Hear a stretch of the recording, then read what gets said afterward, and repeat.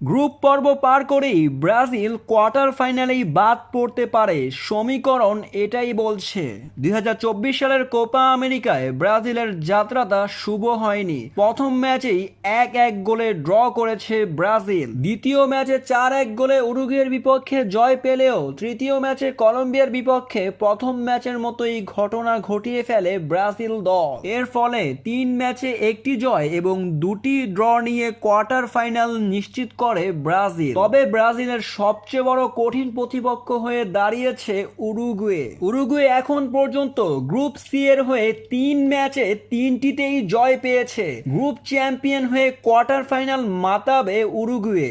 এক প্রকার বলা যায় কোপা আমেরিকার হট ফেভারিট দল এখন উরুগুয়ে। উরুগুয়েকে হারানো মোটেই সহজ হবে না ব্রাজিলের জন্য। কোয়ার্টার ফাইনালে উরুগুয়েকে হারাতে হলে ব্রাজিলকে তাদের সব দিয়ে খেলতে হবে। যদি উরুগুয়ের কাছে ব্রাজিল হেরে যায় তাহলে কোয়ার্টার ফাইনাল থেকেই বাড়ির টিকিট কাটবে ব্রাজিল দল।